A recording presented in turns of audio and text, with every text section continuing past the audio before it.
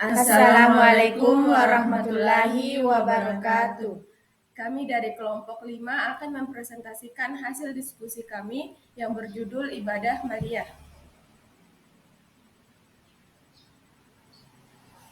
Perkenalkan, nama saya Nurul Fauzia Febriana dengan NIM 230222056. Perkenalkan, nama saya Nuraira Fasira dengan NIM 230222047. Perkenalkan, nama saya Arifka dengan NIM 230222040.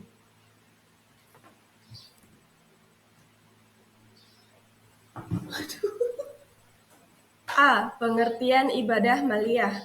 Dalam konteks etimologi, ibadah maliyah berasal dari istilah siasah maliyah yang berarti politik ilmu keuangan. Secara terminologi, ibadah maliyah merujuk pada pengaturan segala aspek pemasukan dan pengeluaran keuangan yang sesuai dengan kemaslahatan umum tanpa menghilangkan hak individu dan menyia-nyiakannya. B. Macam-macam ibadah maliyah. Yang pertama ada zakat, yang kedua infak, yang ketiga sedekah, yang keempat fidyah, yang kelima kifarat, yang keenam kurban atau udhiyah, dan yang ketujuh akikah. Yang pertama zakat. Zakat menurut lugot artinya suci dan subur. Secara harfiah, zakat berarti tumbuh, berkembang, menyucikan, atau membersihkan. Sedangkan secara terminologi syariah, zakat merujuk pada aktivitas memberikan sebagian kekayaan dalam jumlah dan perhitungan tertentu untuk orang-orang tertentu sebagaimana ditentukan. Adapun perintah untuk melaksanakan zakat yang disebutkan dalam Quran Surah Al-Baqarah ayat 110 yang artinya tegakkanlah sholat dan tunaikanlah sholat. Dan segala kebaikan yang kamu kerjakan untuk dirimu, kamu akan mendapatkannya pahala di sisi Allah. Sesungguhnya Allah Maha melihat apa yang kamu kerjakan.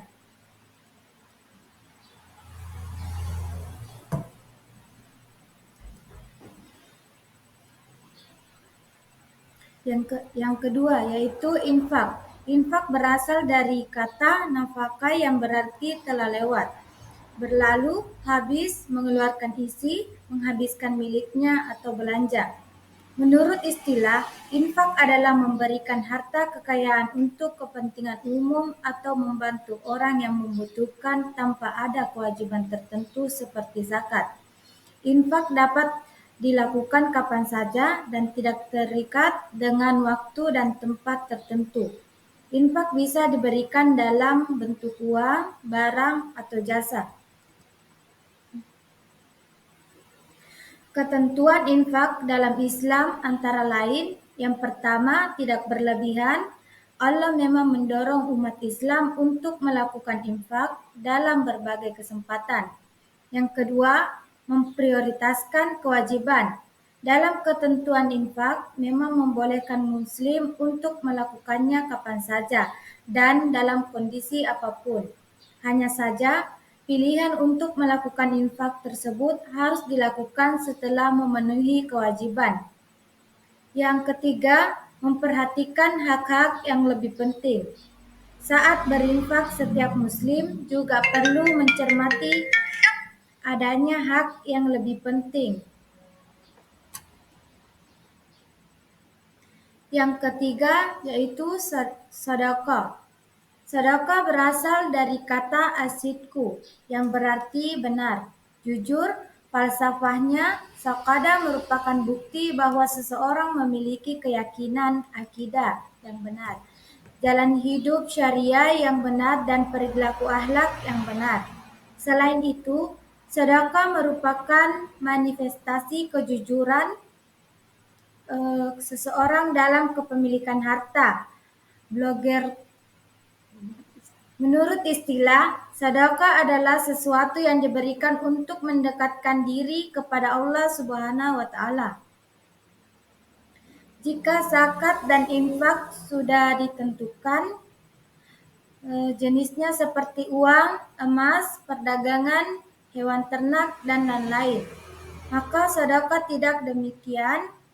Sedekah boleh dengan barang-barang sebagaimana disebut, bisa juga dengan tenaga, pikiran, dan lainnya.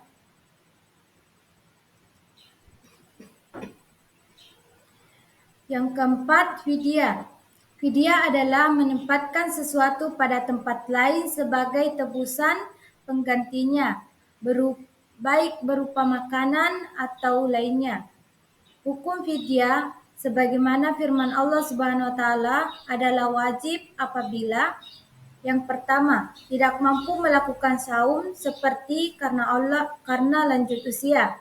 Yang kedua, orang sakit permanen yang kesembuhannya sangat sulit. Yang ketiga, perempuan hamil atau perempuan yang sedang menyusui. Yang bersangkutan boleh memilih antara qada, saum, atau fidyah.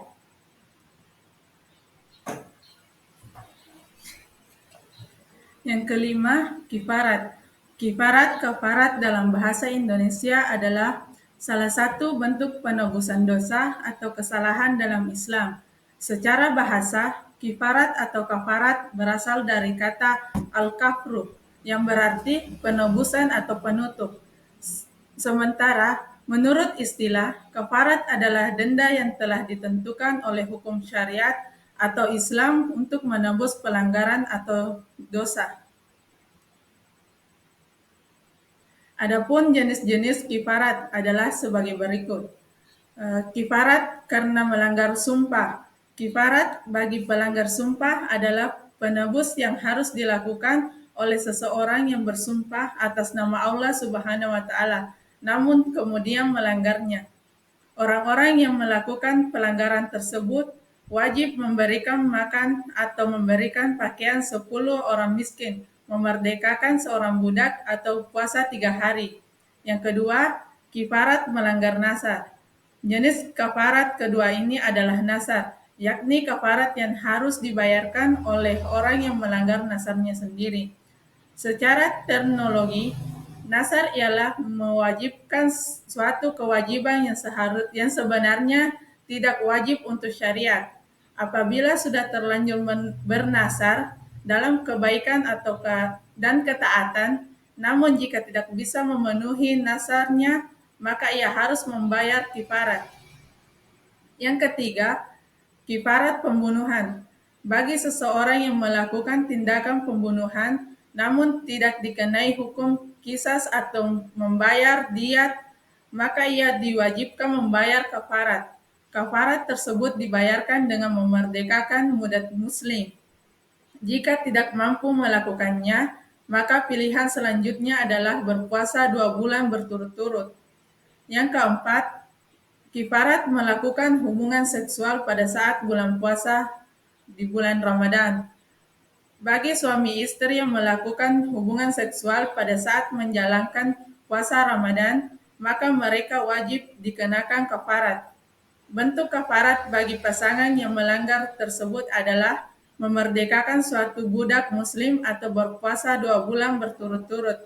Apabila tidak mampu melakukan kedua hal tersebut, maka dapat diganti dengan memberikan makan 60 orang miskin. Yang keenam, kurban.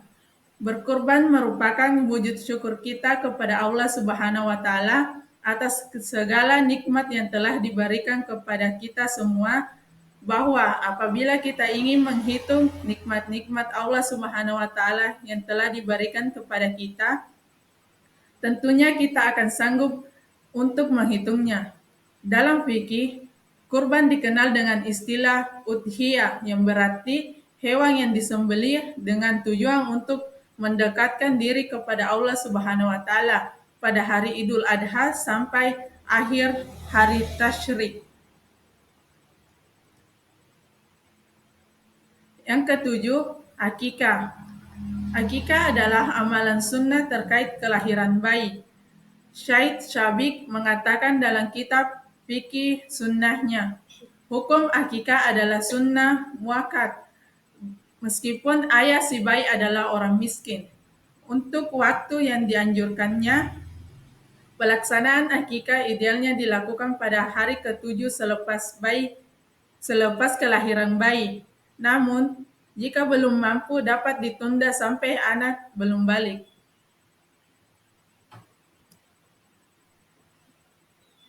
Yang ketujuh, bagian C, urgensi menjalankan ibadah maliyah. Yang pertama, memberikan harta dari kotoran kebalikan, keserakahan, kekejaman, dan kesaliman terhadap kaum fakir miskin. Yang kedua, berfungsi ekonomi, membantu makanan bagi orang miskin atau memerlukan. Yang ketiga, memiliki fungsi sosial. Dengan memberikan zakat kepada fakir miskin, bisa menjaga keseimbangan hidup atau kesenjangan dan menghindari ketidakadilan sosial. Yang keempat, memupuk rasa kasih sayang dan kecintaan orang kaya kepada yang tidak memiliki harta sehingga terjalin keterpaduan antara orang miskin dan orang kaya. Yang kelima, mengikis segala bentuk kejahatan yang bisa terjadi dalam masyarakat akibat kesenjangan dan ketidakadilan sosial.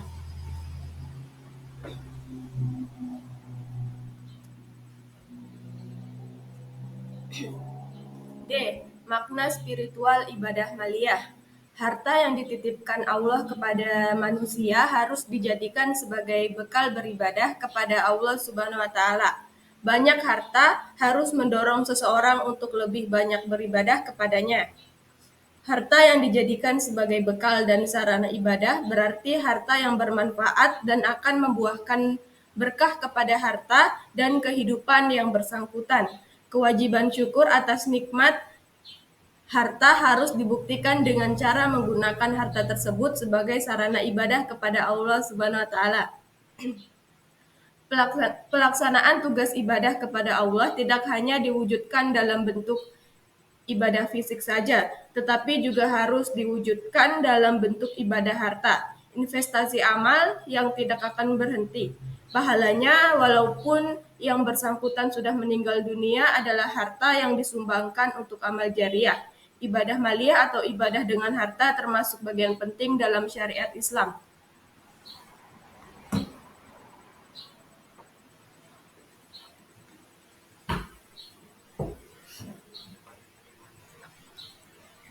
Sekian presentasi dari kelompok kami. Mohon maaf bila ada salah kata. Wassalamualaikum warahmatullahi wabarakatuh.